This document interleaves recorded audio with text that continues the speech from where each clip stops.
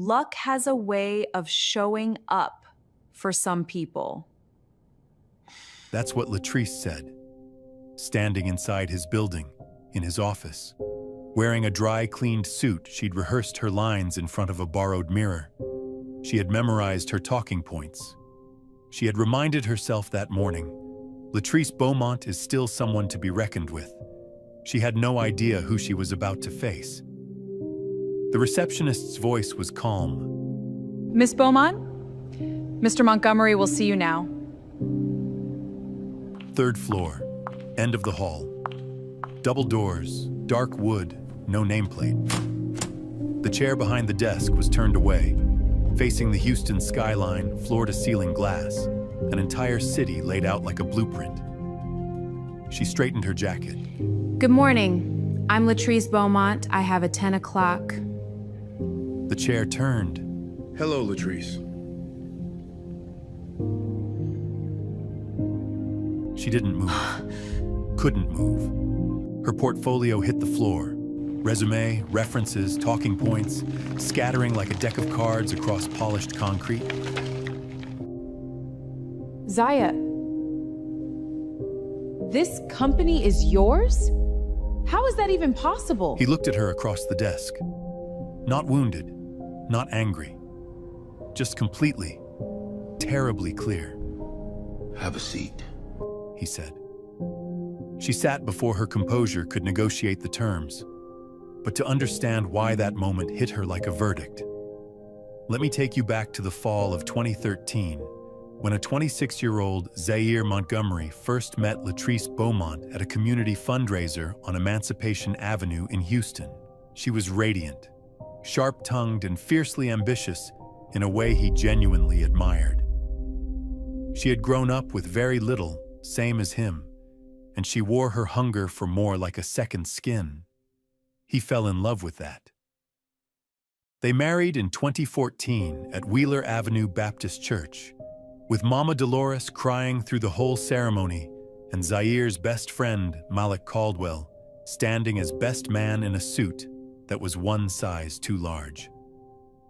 For 8 years, Zaire worked, long shifts in the Houston heat. He came home, showered, and went to his corner of the kitchen table to study. Construction engineering, software systems, structural design. He had a mind like a blueprint, precise, methodical, nothing wasted. He was always building towards something. He just hadn't yet put a name to it. Latrice was building too. Her PR firm grew. Her client list grew. And somewhere along the way, so did her quiet contempt for the man beside her.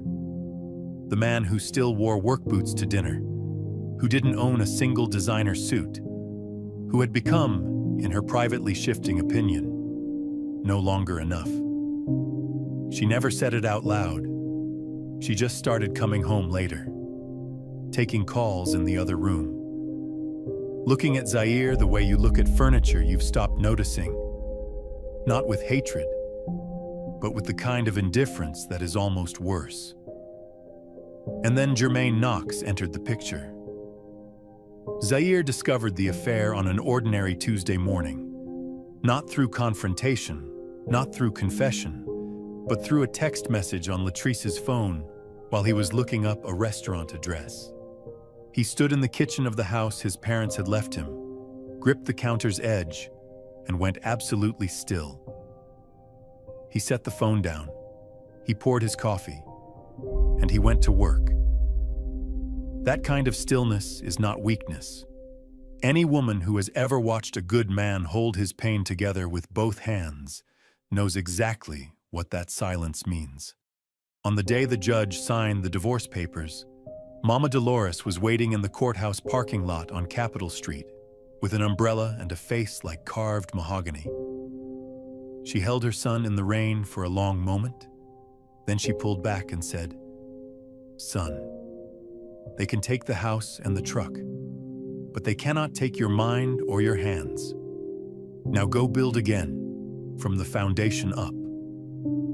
He didn't know it yet, but those 14 words were about to become the cornerstone of a $280 million company. Stay with us, because what Zaire did next, in the darkest season of his life, is the part of this story that will change the way you think about what it means to start over. The couch in Mama Dolores' living room on Tierwester Street had a spring that caught you right in the middle of the back if you shifted wrong in the night. Zaire knew that spring well by the end of the first week. He'd lie there staring at the water stain on the ceiling, listening to the neighborhood dogs bark at nothing, running calculations in his head until exhaustion finally pulled him under.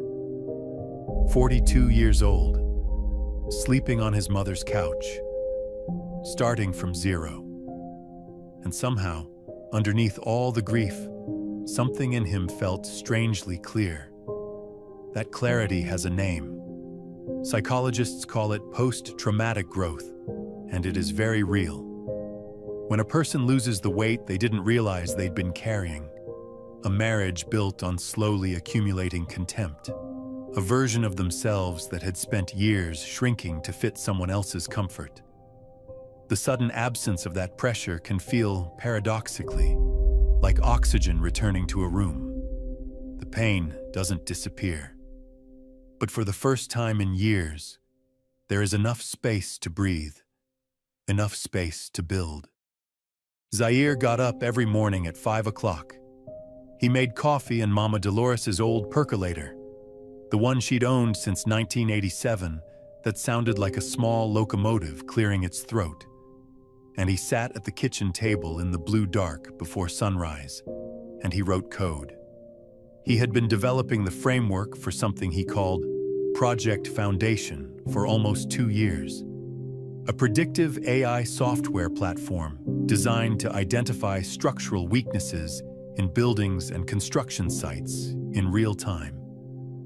He'd worked on it in stolen hours, quietly, because Latresse had never been particularly interested in what he was doing at that kitchen table. She assumed it was a hobby. It was not a hobby.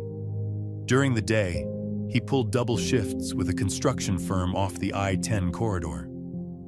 Every evening he came home, washed off the day, ate what Mama Dolores had left warming on the stove, her slow-cooked black-eyed peas, her fried chicken with the crisp edges that tasted like every Saturday morning from childhood. And then he sat back down beneath that yellow kitchen light and went back to building. Mama Dolores kept him company sometimes, folding laundry or peeling sweet potatoes, telling slow stories about neighbors and old friends. She never brought up Latresse. She just talked, steady and low, like a creek running over familiar stones. And those evenings became the ones where the loneliness felt most survivable. Some nights after she went to bed, he sat alone and let the grief come. Not loudly, not dramatically. He simply sat with it, the way a man sits with a thing he cannot fix, until it moved through him and left him quiet again. Then he set his alarm for 5 o'clock and did it all over. Behavioral researchers call this constructive emotional compartmentalization, the discipline of feeling pain fully in its proper time and place, without letting it contaminate every other area of functioning. It is not suppression. Suppression is dangerous, and it always costs more than it saves. This is something different. A man who grieved at midnight and still showed up at 5. That distinction between running from pain and carrying it without being destroyed by it is the difference between surviving and building. It was through a community home repair initiative in 3rd Ward that Zaire met Serena Caldwell in the fall of 2022. She was 40 years old, the CEO of a private investment firm based in Midtown Houston, arrived at the project site in work boots and a hard hat she clearly knew how to wear. Her grandmother had lived 2 streets over. She understood that investing in a community is not charity, it is infrastructure. He was cautious. He had earned his caution honestly. But Serena was patient in a way that disarmed him slowly. She began stopping by Mama Dolores's house on Thursday evenings, sometimes with food from a place she liked on Old Spanish Trail, sometimes with something she had cooked herself. She asked Zaire about Project Foundation and listened to the entire answer without checking her phone once. He had not had someone listen to the entire answer in a very long time. One October evening, sitting on the porch as the neighborhood settled into the dark, Serena looked at him directly and said, "I need to ask you something, and I need you to be honest with me." "Go ahead. Are you letting me get close because you actually want to, or because having someone close makes it easier to feel like less of the man your ex-wife walked away from?" Therapists call this attachment transparency, naming the hidden fear out loud so that neither person has to carry it silently beneath everything else. Answered honestly, it becomes the foundation of something real. Deflected, it quietly poisons whatever grows there. Zaire didn't answer that night. He sat with it for 6 weeks. Then he answered, not with words, but with his consistent choices. Showing up, building forward, refusing every available opportunity to make Serena a character in a revenge story she hadn't signed up for. He chose her, deliberately, on purpose. Not to fill a space Latrice had left, but because she was worth choosing. Then, in January 2023, a former colleague of Latrice's reached out privately. She had held on to certain documents and recordings for over a year, and her conscience had finally outweighed her caution. Zaire opened the files alone at the kitchen table on a Thursday night. What he found stopped him cold. The affair had begun 18 months before the divorce filing, not 3 months as he had assumed. Recorded conversations between Latrice and Germain detailed a coordinated financial strategy, which accounts to move, which assets to claim, when to file. In one exchange, Latrice's voice was relaxed, almost casual. By the time he figures it out, there won't be anything left to figure out. Zaire turned his phone face down on the table. He pressed both palms flat against the wood and stayed there, breathing. Then quietly, he struck the table once, hard enough to split the skin across 2 knuckles. Mama Dolores appeared in the doorway in her robe. She looked at his hand, then at his face, moved without a word to the cabinet for the first aid kit, and sat across from him. She wrapped his hand carefully and let the silence hold. Finally, she said, "What are you going to do with it?" "Chite, keep building." She nodded once. "Good." He forwarded everything to Malik Caldwell that same night. Malik reviewed the materials the next morning and said, "This is actionable, whenever you're ready." Zaire said he wasn't ready yet. He had something to finish first. What psychologists call long game thinking, the ability to delay a powerful response in favor of a more considered and ultimately more consequential one, is extraordinarily rare. And it almost always produces a more lasting outcome than any immediate reaction could. He chose to build first. Let the work speak first. Let the truth follow in its own time. By 2023, Montgomery Dynamics was incorporated. By early 2024, the company had secured a major infrastructure contract with the city of Houston, one that nearly collapsed when a coordinated rumor campaign, quietly run by Germain through industry back channels, began casting doubt on Zaire's professional history. The contract held, narrowly, because Serena stepped in with a critical early-stage investment. By June 2025, Montgomery Dynamics carried a valuation of $280 million.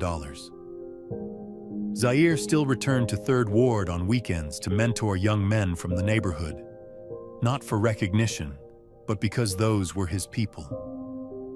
Meanwhile, Latrice's PR firm had collapsed.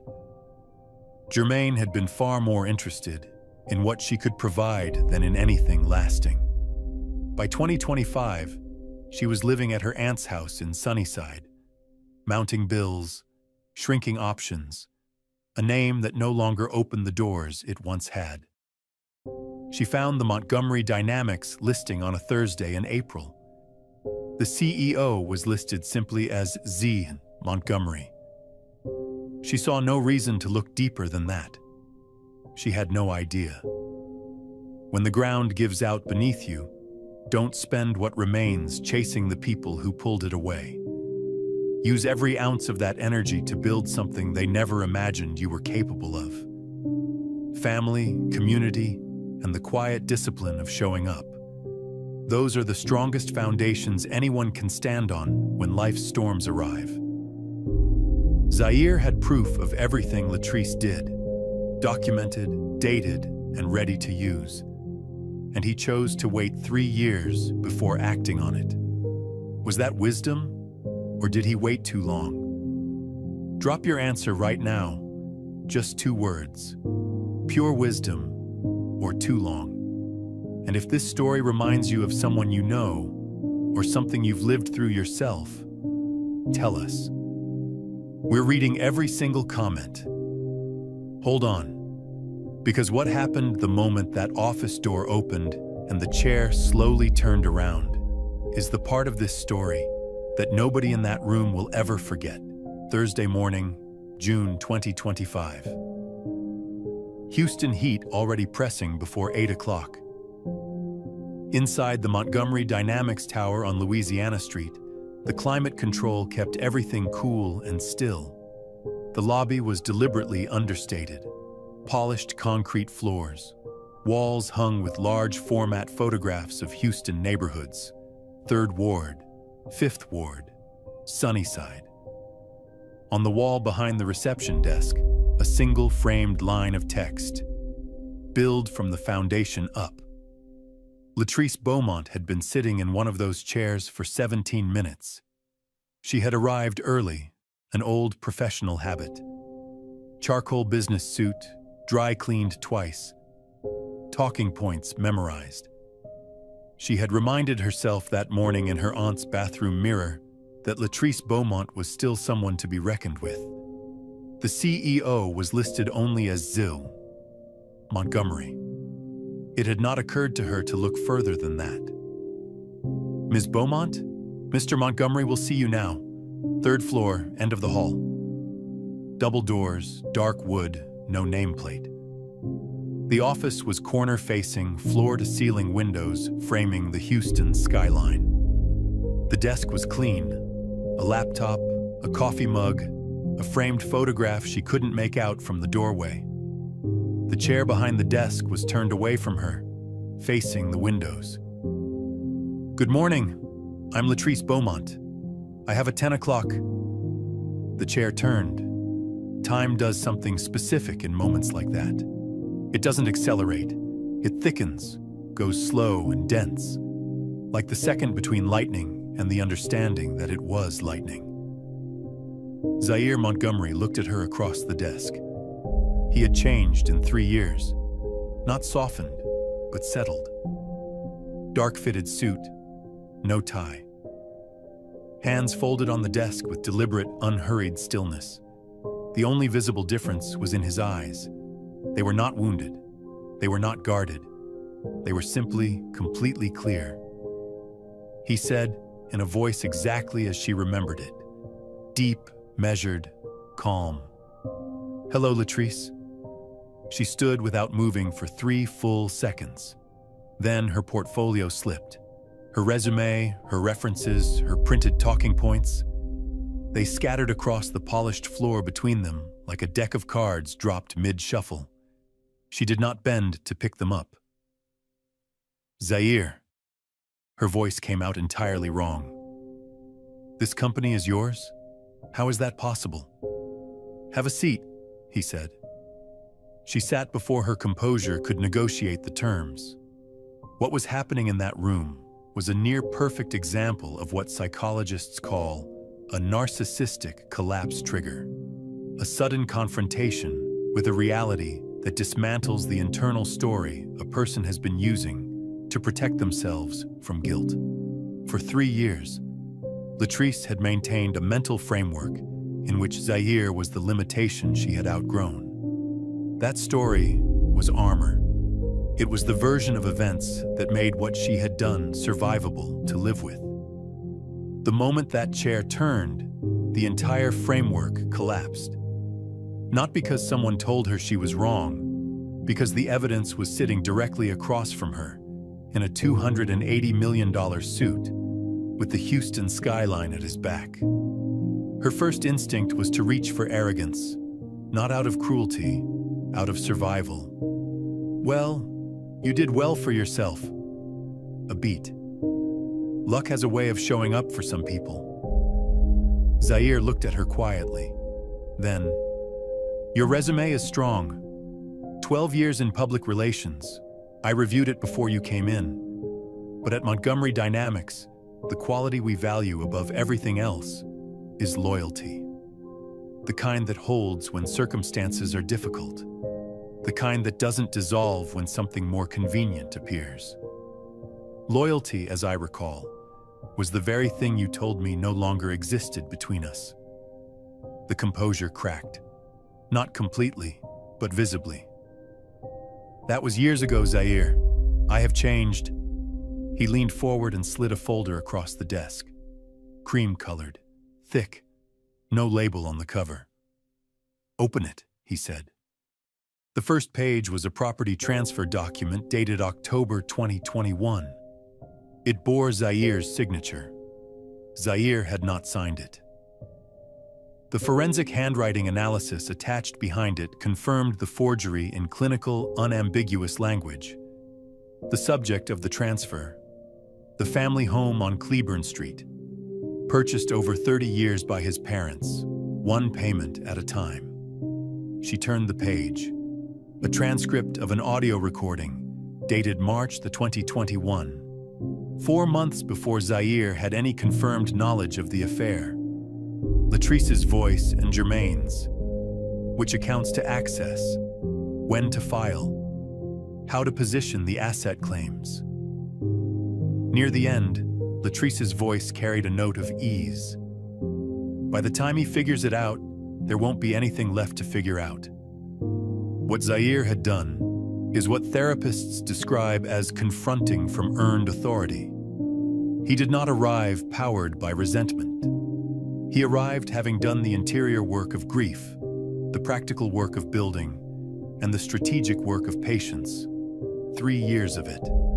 That combination meant the truth landed not as an attack, but as a verdict. And a verdict delivered from genuine strength carries a weight that no emotional outburst ever fully achieves. Latrice sat with those pages for a long time. Then the last of the arrogance left. Completely, quietly, like a tide that had finally reached the waterline. What remained was not the woman who had walked out of a courthouse in red lipstick 3 years ago. Something smaller, more frightened, more honest. She covered her face with both hands. "Zaire, I am so sorry. I was completely wrong. Please, I need this position. I have nothing left. My firm closed. Germain is gone. I have been at my aunt's house for 8 months. Just give me a chance." He let her finish.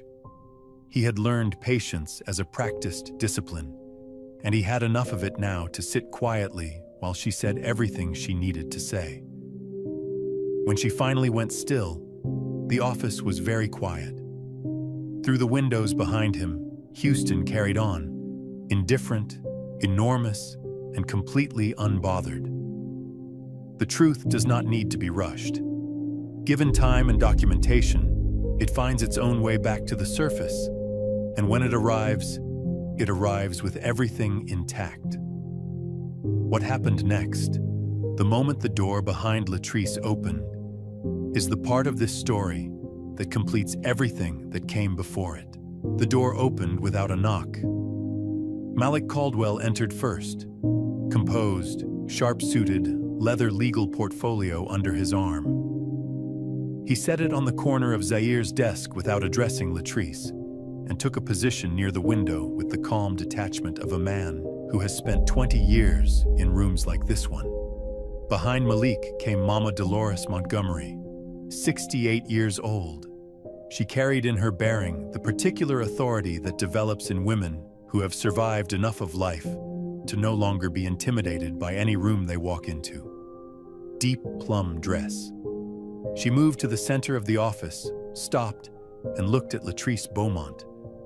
Not with anger, not with theater, but with the clear and steady gaze of someone conducting a full assessment. Latrice saw her and went completely still. Mama Dolores spoke first.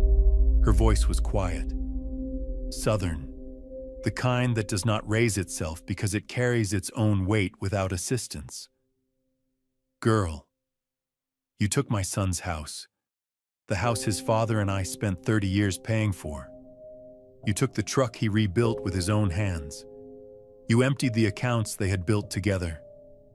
You signed his name on documents he never saw. A pause.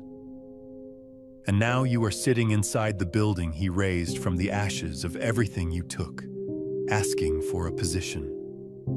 Latrice drew breath to speak. Mama Dolores raised one hand. Gentle, absolute. I am not finished. I was in that parking lot on Capitol Street the day he walked out of that courthouse. I watched my son stand in the rain with $40 and a wet bag. And I want you to know something. Her voice remained even. I did not see him break. Not in front of me, not in front of anyone in this city. Not once. Her eyes moved briefly to Zaire, then returned to Latrice.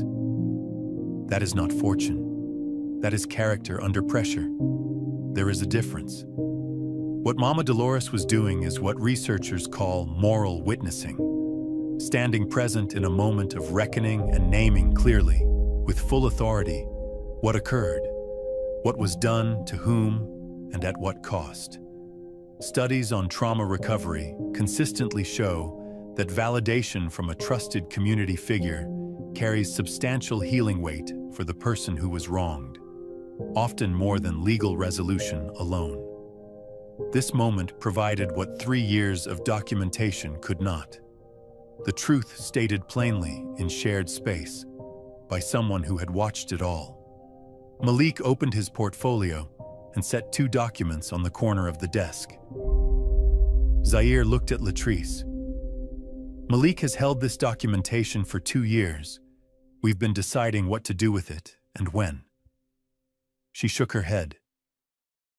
Zaire, I know what I did, but Jermaine wasn't who I thought he was either. I was afraid.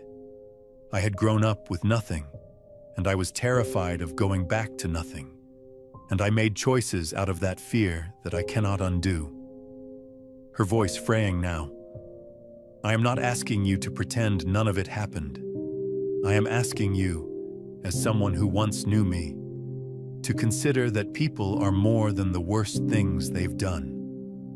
There was a long pause. Zaire looked at her, and his expression did not carry triumph. It did not carry satisfaction. It carried something considerably harder to arrive at than either of those things. It carried understanding. I know where you came from, he said. I was there with you all those years. I know what that fear of having nothing feels like in your chest at night. That fear is real. A pause. But I never thought you were nothing, Latrice. I never once believed that about you. You did. And everything you did to me, I believe now, came from that place more than anywhere else. She covered her mouth with both hands. That was always the real problem between us. Not my salary, not my truck, not my suits. You never believed, deep down, that you deserved something stable and honest. So when it was standing right in front of you, you reached past it for something louder. Something more consistent with the story you'd always told yourself about what your life was allowed to be. Psychologists describe this pattern as scarcity-rooted self-sabotage, particularly common among individuals whose early lives were defined by material instability. When a person has spent their formative years in genuine deprivation, they sometimes internalize not just the fact of poverty, but the belief that stability itself is temporary, that good things will be taken away before they can be fully enjoyed. Out of that belief, they sometimes, unconsciously, without malice, move to dismantle the very things they have worked hardest to obtain. Not because they want destruction, but because at the deepest level, they cannot make themselves believe the good thing is theirs to keep. This is not an excuse. Understanding why something happened and excusing it are two entirely different acts. But wisdom requires holding both simultaneously: the full accountability for the harm caused, and the full humanity of the person who caused it. Zaire had arrived at that understanding. It had taken time, but he had arrived. The second door opened. Serena Caldwell walked in and crossed to where Zaire stood, positioning herself beside him, not as a statement, just as a natural fact of where she belonged. She looked at him first. The way she looked at him was its own complete sentence. Then she said, "For a long time after we first met, I used to ask myself whether he was letting me in because he genuinely wanted to, or because having someone close was easier than sitting with how badly he'd been hurt. That was a fair question. I needed to ask it. But I watched him, every decision he made building this company, every moment when the easier choice was to let the anger drive, and he chose something harder instead. The way he treated his mother, the way he went back to Third Ward, not because anyone was watching, but because those were his people. The way he built Montgomery dynamics without ever making it about settling a score." A pause. There is a difference between building to defeat someone and building to become someone. He was always doing the second thing. She rested her hand briefly on his arm, then stepped back. Latrice watched all of this from her chair. The way Serena stood beside him, the quiet, mutual recognition between two people who have built something honest together. The full, unobstructed view of everything she had walked away from. What Serena had described is what psychologists call identity-based motivation, the most durable form of human drive. A person building toward who they intend to be does not run out. The goal is internal and inexhaustible. It does not require anyone else's failure to remain valid. Zaire had made that shift somewhere between the midnight grief and the 5 o'clock alarm. Then Latrice said something no one had anticipated. The city infrastructure contract, the rumors in 2023 that almost killed it. She looked at her hands. That wasn't random industry chatter. Jermaine organized it. He paid someone to work the back channels, and I was aware. I told myself you would survive it. I told myself a lot of things in those years to make the choices I was making feel acceptable. Malik wrote something in the portfolio without looking up. "Why are you telling me this now?" "Because," Latrice said, bone-deep tiredness in her voice, the sound of a person setting down something carried far too long. "I am exhausted from being the person who did those things, and I cannot figure out how to stop being her while I am still pretending she doesn't exist." From across the office, Serena spoke quietly. "Then stop pretending." It was not forgiveness. It was not a welcome. It was simply the only real starting point for any genuine change. Mama Dolores looked at Latrice for a long moment. Then, without warmth, but without cruelty, "That's where you begin, child. Right there. True success cannot be measured by what is taken from someone else. It is measured by who you become. decision by decision, day by day, until the person looking back at you from the mirror is someone you can fully stand behind. What Zaire said when he stood up from that desk, and what he placed in her hands before she left, is something every single person watching this story needs to hear. Zaire stood up from his desk. Not quickly, not dramatically. He rose the way a man rises when a meeting has reached its natural conclusion, with a settled finality that carries more authority than any raised voice could. He walked to the window and looked out over Houston. Third Ward, somewhere behind the glass. The street where his parents had lived. The courthouse parking lot where his mother had held him in the rain. He turned back. Latrice, you have real professional ability. 12 years in public relations doesn't disappear because a firm closes. That knowledge is yours. It was never the problem. But this company is built on a specific kind of trust. Not just competence, the kind that holds in private, that doesn't calculate, that shows the same face in a difficult moment as it does in an easy one. You made different choices 3 years ago. I can't set those aside, and I wouldn't ask you to pretend I should. He opened the top drawer and withdrew an envelope. She took it slowly, with both hands. That envelope contains a bank check covering 6 months of rent. Not charity, a bridge. Time and stability to make a clear-headed decision about what comes next. There is also a name inside. Patricia Gaines. She runs a communications firm out of Midtown. Solid reputation, honest operation, and she has been looking for someone with your background for the better part of a year. I called her this morning. Latrice stared at the envelope.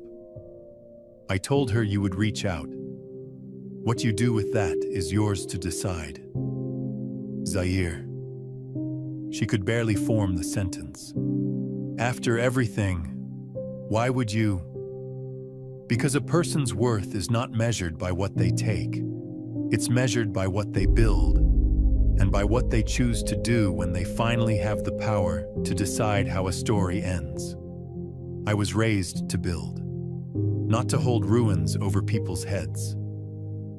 Mama Dolores, from her chair near the window, did not speak, but her chin lifted just slightly, with the quiet, absolute pride of a woman who has been right about her child for a very long time. Latrice left the building 20 minutes later, the envelope in her hands. The folder of evidence remained on Zaire's desk, ready for the appropriate next step, but not deployed that morning as a weapon. The story of what happened in that third-floor office moved the way truth tends to move in a connected city. Not through press releases, but through people. Through the dense and long memory network of Houston's Black professional community, where reputations travel faster than resumes. Nobody was instructed to share it. It simply moved, the way accurate information moves when it is finally allowed to walk on its own. 2 weeks later, the rest of the story accelerated. Jermaine Knox had run out of room. The financial arrangements that had seemed manageable in 2021 had compounded badly. He was in a studio apartment in Pearland, not answering most of his calls. He contacted Zaire through an intermediary. Malik handled the negotiation. What Jermaine provided was a video recording, made out of guilt or self-preservation, impossible to say. In it, he described in full detail the coordinated scheme, the planned divorce strategy, the forged property transfer, the deliberate interference with the city infrastructure contract. He named dates, figures, and specific decisions. At one point, he played back a recording Latrice had made, unaware Jermaine was preserving it, in which she spoke about their plans with a confidence that left no ambiguity about intent. Zaire reviewed the recording privately. He held it for 2 days. Then he published it, a direct 3-paragraph post on his personal LinkedIn account. accompanied by the documentary evidence Malik had organized over 2 years. These are the facts. I share them not to harm anyone, but because accountability is the foundation of any community worth building in. Within a week, 2 employment opportunities Latrice had been developing went silent. By the end of July, she had relocated to a cousin's home in Atlanta, a city where her name carried no prior history. Houston did not pursue her. It simply moved on, as cities do. Jermaine faced a separate and more formal reckoning. Civil proceedings related to the forged property transfer and fraudulent business interference, both of which Malik had been building documentation for since 2023. There is a principle worth naming here: the boomerang effect of integrity, the pattern by which consistent honesty accumulates a kind of social and professional trust that functions as a shield during moments of attack and an amplifier during moments of disclosure. Zaire simply told the truth, clearly and publicly, from a position of established credibility. People who had watched him build Montgomery Dynamics from nothing recognized the story as consistent with the man they had observed, and they trusted it accordingly. Live your life in a way that keeps your conscience clear. Not because consequences are guaranteed, but because the person you have to live with every morning and every evening is yourself. And no shortcut is worth the cost of becoming someone you cannot respect. The final chapter is not about what happened to Latrice or Jermaine. It is about a wedding in the Woodlands, a young oak tree planted in a front yard, and 2 cups of tea on a back porch as the September evening came in soft. That is the part worth staying for. The wedding was small, intentionally, deliberately, stubbornly small.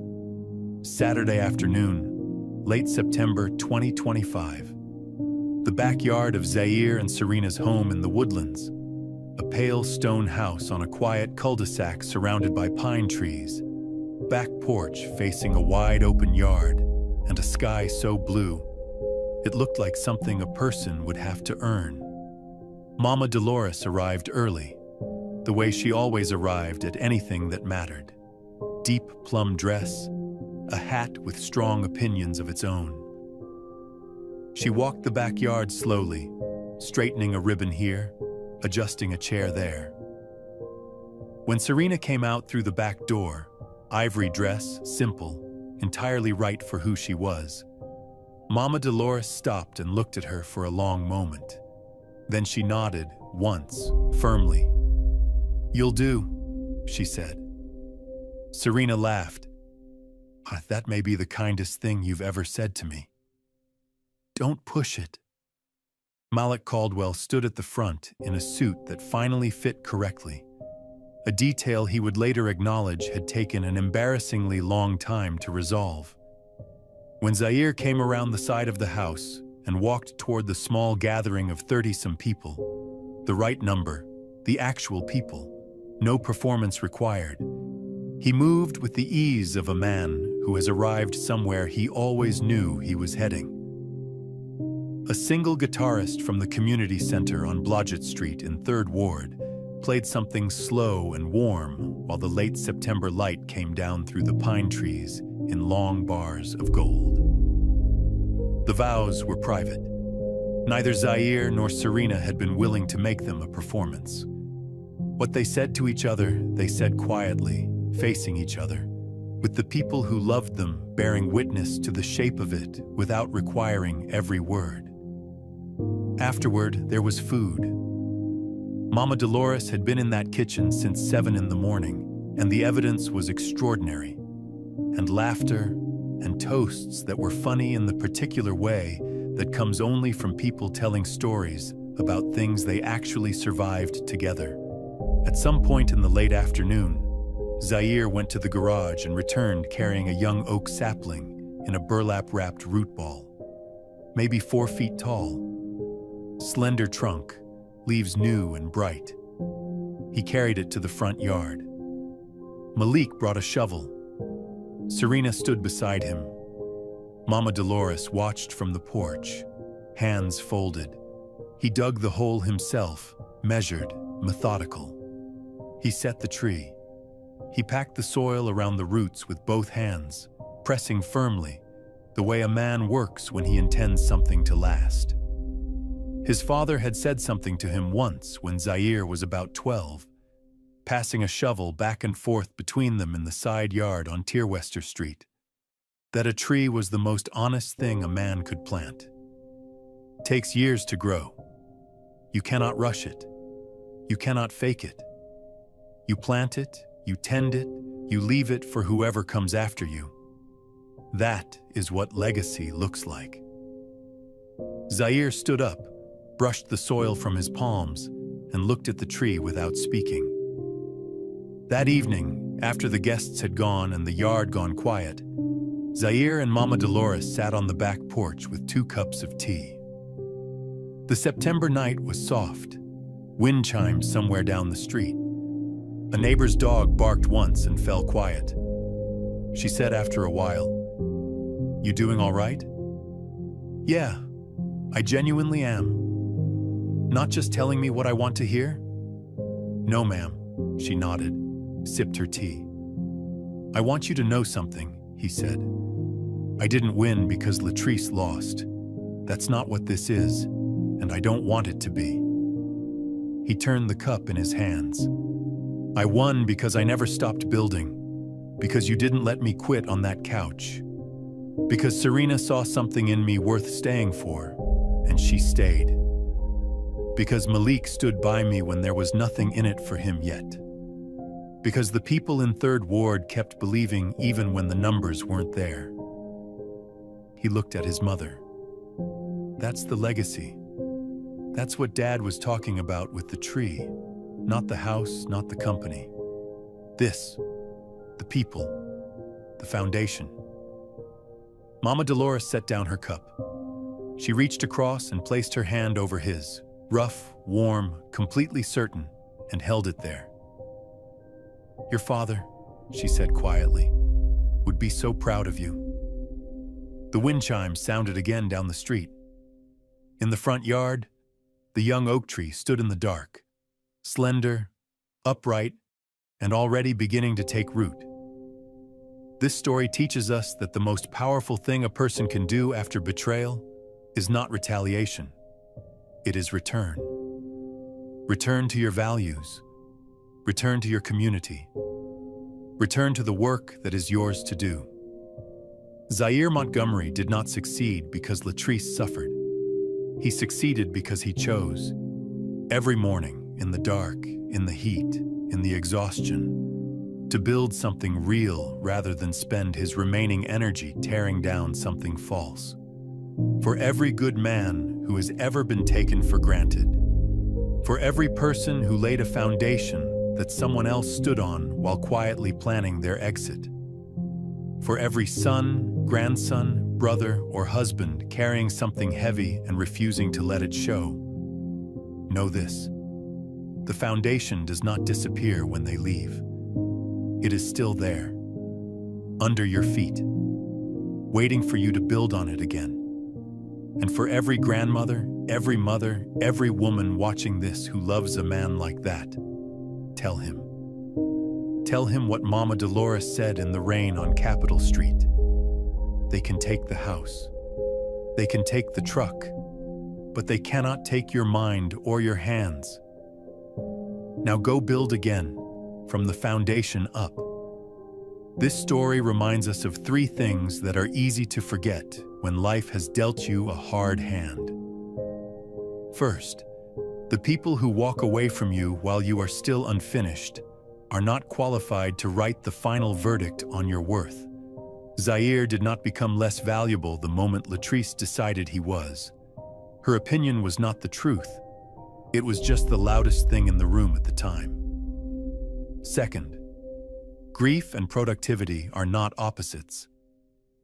Zaire wept at midnight and coded at 5 in the morning. He did not wait until the pain was gone to begin building.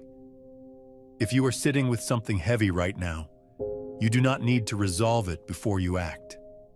Pick one small, concrete thing you have been putting off.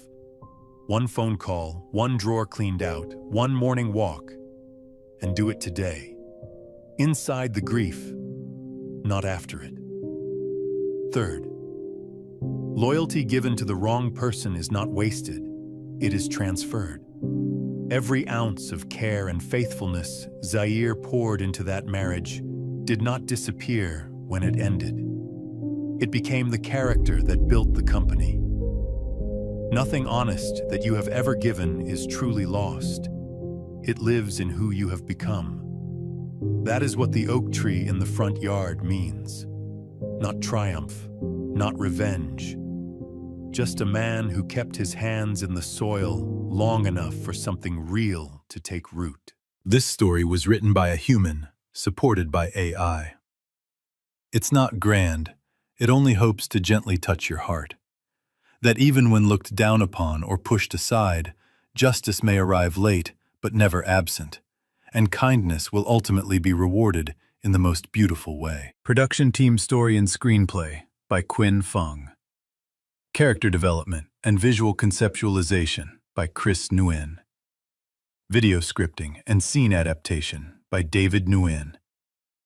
A passionate team dedicated to bringing this story to life.